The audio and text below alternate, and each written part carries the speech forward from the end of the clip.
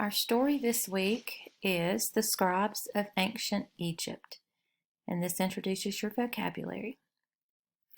You can probably write an essay, a letter, an email, and a shopping list.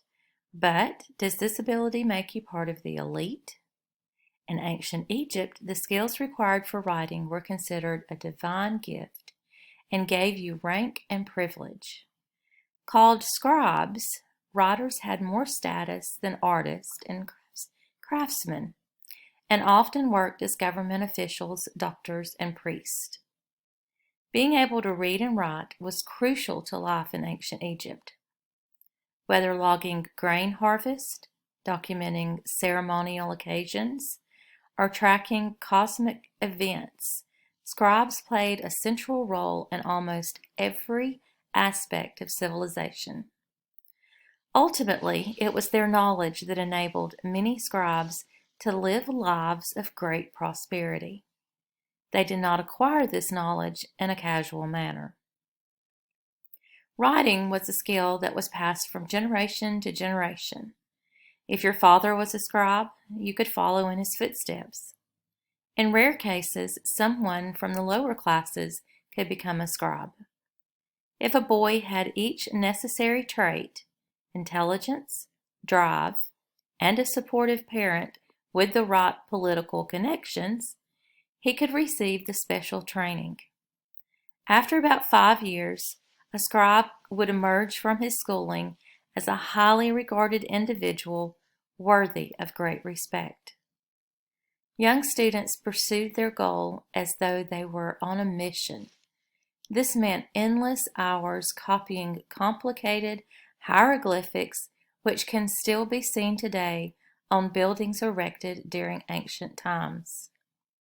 They also had to learn hieratic script, a simplified form of hieroglyphics composed of word fragments that were even less recognizable.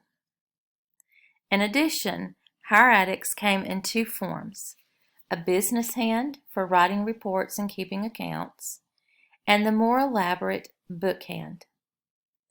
Copying lessons was not easy. Papyrus was in short supply, so students had to practice on pieces of broken pottery or flakes of limestone.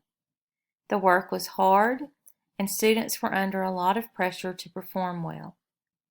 Girls could not go to scribe school, but historians disagree about whether or not there were any female scribes.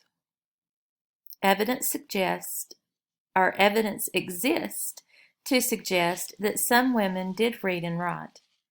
Women worked as doctors and priests, jobs that required literary skills. Then there is the word seshit, which is a feminine form of the male sesh, meaning scribe. Seshits were depicted on pillars and in burial tombs.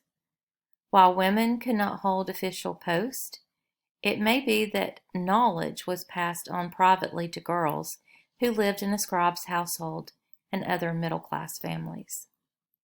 The ancient Egyptians would have been surprised to discover that what was once a rare, valuable skill is now a basic necessity. But who knows? Have you ever pondered which highly specialized skills of today will be commonplace in the future?